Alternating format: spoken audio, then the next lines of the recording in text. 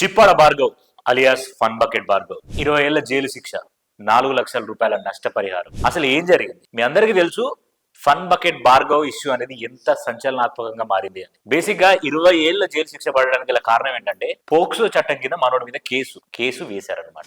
ఎవరు వేశారు? కోర్టులో ఆల్రెడీ ఈ కేసు ఏదైతే ఉందో 2021 ఏప్రిల్లో మైనర్ బాలిక అయిన ఫన్ బకెట్ భార్గవ్ తో వీడియో చేస్తున్న ఒక అమ్మాయి, 14 ఏళ్ల మైనర్ బాలిక ఇలా లైంగిక వేధింపులకు పాల్పడుతున్నారని చెప్పేసి తల్లిదండ్రులతోని పోలీసులను ఆశ్రయిస్తే ఆ కేసు కాస్త కోర్టుకు వెళ్ళింది. ఆ రోజు పోలీస్ స్టేషన్ లో వాళ్ళు మాట్లాడుకున్న దాన్ని బట్టి చూస్తే అప్పుడు కేసు పెట్టిన తర్వాత ఫన్ బకెట్ భార్గవ్ బయటకు వచ్చి ఇంటర్వ్యూస్లలో కూడా చాలా విషయాలు చెప్పారు. అసలు నేను ఎలాంటి తప్పు చేయలేదు, నన్ను కావాలని నిరికిస్తున్నారని ఇట్లా చాలా చెప్పుకుంటూ వచ్చాడు. బట్ ఈ కేసుని నిర్లక్ష్యం చేయకుండా దీన్ని కోర్టు వరకు తీసుకెళ్లిన తర్వాత 2021 నుండి 2025 వరకు విచారణ జరిపి ఈ విచారణలో భాగంగా ఏం చేస్తారంటే ఫన్ బకెట్ భార్గవ్ ఎప్పుడు పిలిచినా సరే కోర్టుకి రావాలి, వాళ్ళు అడిగిన వాటికి సమాధానాలు చెప్పాలి. సో ఇలా కేసు విచారిస్తున్న టైంలో భార్గవ్ దగ్గర ఎలాంటి ఆధారాలు లేవు, నేను తప్పు చేయలేదు, ప్రతి దానికి దోషిగానే కనిపించాడు. సో దేని ఏమైంది, పోక్సో చట్టం కింద మనోడి మీద కేసు బుక్ అయిపోయింది. ఈ పోక్సో చట్టం కింద కేసు బుక్ అవడం అంటే ఏంటి అని అంటే, ఫస్ట్ ఆఫ్ ఆల్ మనం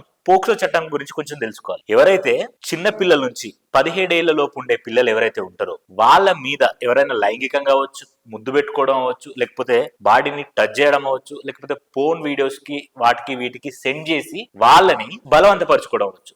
సో ఇలాంటి వాటికి పోక్సో చట్టం అనేది వర్తిస్తుంది. అయితే ఫన్ బకెట్ భార్గవ్ ఎవరైతే అమ్మాయి ఉందో, నేను అమ్మాయి పేరు వాడదలుచుకోలేదు, ఆ అమ్మాయి పేరు నేను ఎక్స్ గా వాడతాను.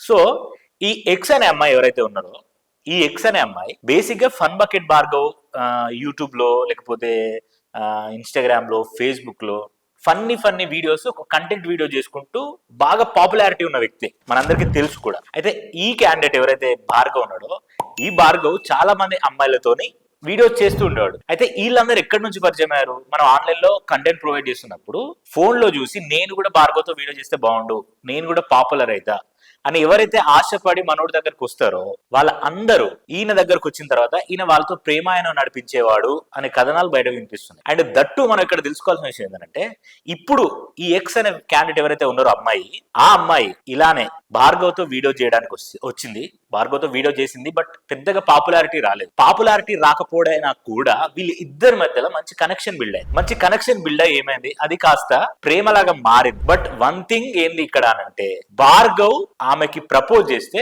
తను రిజెక్ట్ చేసింది అని ఎవరైతే పోలీసులు ఈ కేసు అయిన తర్వాత 20 ఏళ్ల జైలు శిక్ష పడింది అని చెప్పిన తర్వాత పోలీసులు ఎవరైతే నివేదిక ఇస్తారో దాంట్లో పోలీసులు రాసిన ఆ పత్రంలో ఏముందనంటే, భార్గవ్ ఆమెకు ప్రపోజ్ చేస్తే ఆమె యాక్సెప్ట్ చేయలేదు అని. అయితే ఆమె యాక్సెప్ట్ చేయనందున ఈయన ఏం చేసిందంటే, నువ్వు బట్టలు మార్చుకునేటప్పుడు నా దగ్గర ఫొటోస్ ఉన్నాయి, నీ వీడియోస్ నా దగ్గర ఉన్నాయి, నన్ను ఒప్పుకుంటావా లేదా అని చెప్పేసి ఇలా హరాస్ చేసి, లైంగికంగా వేధించి, అత్యాచారం చేసి, ప్రెగ్నెంట్ కూడా చేసి ప్రెగ్నెంట్ తీపించారు. సో మనకు బేసిక్ గా ఇండస్ట్రీలో ఇలాంటివి అనేది రోజుకు 100 జరుగుతాయి. కానీ ఇక్కడ మనం తెలుసుకోవాల్సిన ఏంటంటే, 14 ఏళ్ల మైనర్ బాలిక, ఆమెని లైంగికంగా వేధించి ప్రెగ్నెంట్ చేసి అలా చేయడం అనేది మాత్రం చాలా తప్పు విషయం. మ్యూచువల్ అండర్స్టాండింగ్, ఇద్దరికి అమ్మాయికి అబ్బాయి ఇష్టం ఉండి చేసుకుంటే దాన్ని ఒకలా చూడొచ్చు మనం, అరే అమ్మాయి కూడా ఇష్టం ఉండి చేసింది కదా అని. కానీ ఇక్కడ నివేదికలో ఏమైనా ఉంది, అమ్మాయి ఒప్పుకోలేదు కానీ బలవంతంగా భయపెట్టి చేశాడు. సో ఇది ఖచ్చితంగా రేప్ కేసు అవుతుంది. బట్ మైనర్ బాలిక కాబట్టి దీన్ని పోక్సో కేసు అని అంటారు. అర్థమవుతుందా? అయితే ఒక్కసారి మనం fun bucket Bhargav life style గురించి, వాళ్ళ ఫ్యామిలీ గురించి ఒకసారి ఆ బ్యాక్గ్రౌండ్ మాట్లాడుకొని మళ్ళీ మనం ఈ కేసులో ఏం జరగబోతుంది అనేది మాట్లాడుకుందాం. ఫన్ బకెట్ భార్గవ్, చిప్పాడ భార్గవ్ వాళ్ళ నాన్న ఆదినారాయణ. ఈ ఆదినారాయణ ఎవరైతే ఉన్నారో వాళ్ళ ఊర్లో విజయవాడలో ఒక చిన్న థియేటర్ లో వాచ్మెన్ గా చేస్తుంటాడు. వాళ్ళమ్మ ఒక స్కూల్లో ఆయాగా చేస్తుంది. సో మిడిల్ క్లాస్ ఫ్యామిలీ వాళ్ళది. అయితే చిన్నప్పటి నుంచి మనోడు ఒక ప్రాథమిక పాఠశాలలో చదువుకున్నాడు. బట్ చదువు పెద్దగా అబ్బలేదు. చదువు అబ్బకపోయేసరికి ఏమైంది, చిన్నప్పటి నుంచే చుట్టుపక్కల వాళ్ళతో కామెడీ చేయడం, నవ్వించడం, సో ఇలా చేస్తూ ఉండేవాడు. అండ్ ఇక్కడే ఒక ట్విస్ట్ ఏంటంటే, 8th క్లాస్ లో ఒక గీత అనే అమ్మాయిని మనోడు లవ్ చేసాడు. ఆ గీత అనే అమ్మాయిని లవ్ చేసి మనం డిగ్రీ అయిపోయిన తర్వాత పెళ్లి చేసుకుందామని చెప్పేసి వాళ్ళిద్దరు ఒకే అండర్స్టాండింగ్ ఉన్నారు 8th క్లాస్ లో. ఓకే, కట్ చేస్తే మనోడు 10th class fail. 10th class fail అయిన ఇంకేమైంది, గీత ఇంత వర్కౌట్ కాదు, ఇటు చదువు ముద్దు ఉన్నట్టు అని చెప్పేసి భార్గవ్ని వదిలేసింది. ఆ రిలేషన్ రిలేషన్ అక్కడే కట్ అయిపోయింది. అండ్ కట్ చేస్తే 10th లో ఫెయిల్ అయిన భార్గవ్కి ఉంటుండే, ఇప్పుడు మిడిల్ క్లాస్ లో ఉన్న వాళ్ళకి ఎట్లుంటది, అరే నేను బాగా సంపాదించాలి, మా ఫ్యామిలీని బాగా చూసుకోవాలి, ఇట్లా చేసి నేను ఫేమస్ అవ్వాలనే థాట్స్ ఇలాంటివి ఉంటాయి. అయితే మనోడు జోక్స్ చేయడం వల్ల అరే నువ్వు సినిమాలకి వెళ్ళరా, అట్లా చేయరా ఇట్లా చేయరా అంటే మనోడు అక్కడ నుంచి హైదరాబాద్కి వచ్చేసి ఒక చిన్న షార్ట్ ఫిలిం చేసిండు. ఆ షార్ట్ ఫిలిం పెద్ద హిట్ కాలేదు. ఆ తర్వాత ఏం చేసిండంటే షోస్కి వెళ్ళి చిన్న చిన్న షోలకి వెళ్ళి తనకున్న ఏదైతే స్టైల్ ఆఫ్ కామెడీ ఉందో దాన్ని చూపించడం ఇట్లాంటివి చేస్తున్నట్టు. అండ్ సడన్ గా ఒకసారి ఏమైందనంటే ఈ షోస్ ఏవైతే ఉన్నాయో, ఈ ఫన్ బకెట్ లాంటివి ఏవైతే ఉన్నాయో, ఈ ఫన్ బకెట్ దాంట్లోకి పోతే ఫన్ బకెట్ దాంట్లోకి ఆడిషన్ చేయడానికి వెళ్ళింది. ఫన్ బకెట్ షోలకి వెళ్తే ఫన్ బకెట్ షో వాళ్ళు ఏంటంటే నీకు ఏమైనా ప్రీవియస్ గా నీకు ఏమైనా షార్ట్ ఫిల్మ్స్ లాంటివి ఏమైనా ఉంటే మాకు చెప్పు, మేము వాటిని చూసి చేస్తామనంటే కొన్ని షార్ట్ ఫిల్మ్ చూసి వాళ్ళు పిలవాలా వద్దా అనే సందిగ్ధంలో ఉంటే మనోడు ఏం చేసిందంటే సినిమాల్లోకి దారేది అని ఒక షార్ట్ ఫిలిం తీసుకెళ్లి మనోడికి చూపిస్తే ఫన్ బకెట్ భార్గవ్ గా పేరు తెప్పించుకునేంత స్థాయికి ఎదిగింది. అండ్ అదే టైంలో సౌమ్య అనే అమ్మాయితో ఒక పరిచయం ఏర్పడింది మనోడికి. ఈ సౌమ్య అనే అమ్మాయితో పరిచయం ఏర్పడి వాళ్ళిద్దరిది కూడా ప్రేమ స్టార్ట్ అయింది. మళ్ళీ ఇక్కడ లవ్ స్టార్ట్ అయిన తర్వాత ఏమైంది అంటే ఏదో ఒక షోకి వెళ్ళినప్పుడు జబర్దస్త్ లో ధనరాజ్ ఉంటాడు కదా, ఆ ధనరాజ్ కంట్లో మనోడు పడ్డాడు భార్గవ్. పడి ఆయనతోని కొన్ని ప్రోగ్రామ్ చేయడం స్టార్ట్ చేసిండు. ఈ ఈవెంట్ స్టార్ట్ చేసిన వల్ల దాంతోని మనోడికి జబర్దస్త్ లో ఆఫర్ వచ్చింది. సో ఇక జబర్దస్త్ లో ఆఫర్ రావడం,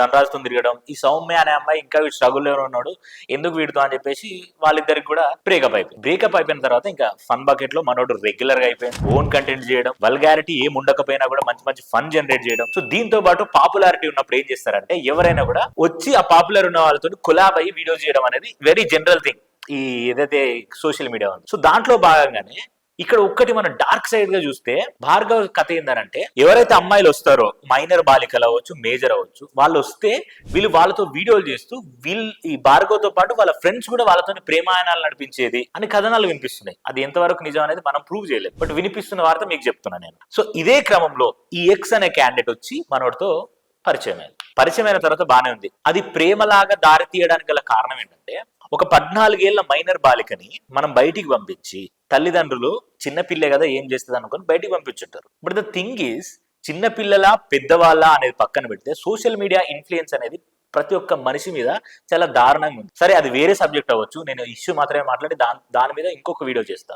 అయితే వీళ్ళు పరిచయం అయ్యారు, కొన్ని వీడియో చేసిండ్రు. అండ్ భార్గవ్ ఏదైతే ఉందో భార్గవ్ సెక్షువల్ హారాస్మెంట్ చేశాడు అని కేసు పెట్టిన తర్వాత 2021 ఏప్రిల్లో అది కేసు నేను ముందు చెప్పినట్టు అది కోర్టుకు వెళ్ళడం, ఈ 4 ఏళ్ల కాలంలో దాని మీద దర్యాప్తు చేపట్టి 20 ఏళ్ల కారాగార శిక్ష అండ్ దట్టు 4 లక్షల రూపాయల నష్టపరిహారం ఇస్తారు. అయితే ఇలాంటిది ఒకటి కేసు కేరళలో జరిగింది. అంటే ఒక 21 ఇయర్స్ ఉన్న అబ్బాయి ఒక 17 ఏళ్ల అమ్మాయి మీద లైంగికంగా వేధింపులకు చేస్తే పోక్సో చట్టం కింద ఆయన మీద కేసు వేస్తే ఒక 5 నెలలు తిరిగి డిస్టిక్ కోర్టులో ఏదైతే ఉందో డిస్టిక్ కోర్టులో అప్పీల్ చేసిన తర్వాత నాకు బెయిల్ కావాలని అడిగితే ఇవ్వనప్పుడు దాన్ని హైకోర్టుకి మనం ట్రాన్స్ఫర్ చేసుకునే ఛాన్సెస్ ఉంటాయి. సో హైకోర్టుకి ట్రాన్స్ఫర్ చేసుకొని ఆ 5 నెలల తర్వాత బెయిల్ ఇప్పించుకున్నారు. అది ఎప్పుడు మన దగ్గర నుంచి ఆధారాలు సరిగ్గా ఉండి మనం చేసిన తప్పు అనేది ఏ స్థాయిలో ఉందనే దాన్ని బట్టి ఆ దర్యాప్తు చేపట్టి దాంట్లో మనకు రిలీఫ్ వస్తుంది.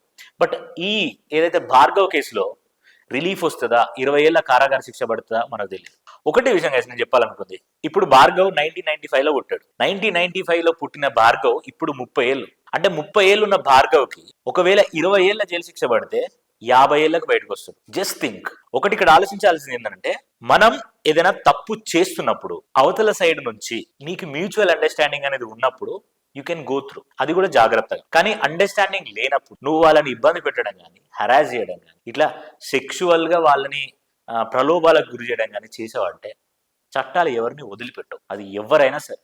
ఇప్పటికీ చాలా మంది, అండ్ నేను ఇంకొక విషయం చాలా గట్టిగా చెప్పాలనుకుంటున్నాను, ఎవరైతే పేరెంట్స్ మీకు చెప్తున్నాను నేను, ఎవరైతే చూస్తున్నారో దయచేసి మీ పిల్లలు ఫోన్ పట్టుకొని ఎవరితో చాటింగ్ చేస్తున్నారు, ఏం చేస్తున్నారు. మైనర్స్ ఆ కరోనా ఏదైతే వచ్చిందో అప్పటి నుంచి ఈ మైనర్స్ అందరూ ఫోన్స్ కి బాగా అడిక్ట్ అయ్యారు. ఇంటర్మీడియట్ స్టార్ట్ అవ్వగానే ఇట్లా ఫస్ట్ ఇయర్కి వెళ్ళగానే స్మార్ట్ ఫోన్ కొనుక్కోవాలి. 20 ఇయర్స్ ఉండవు ఓయోలో తిరుగుతున్నారు. మీకు తెలుసా ఆ విషయం? మీ పిల్లలు, మీరు పెంచుతున్న పిల్లలు ఎక్కడ తిరుగుతున్నారో మీకు తెలుసా?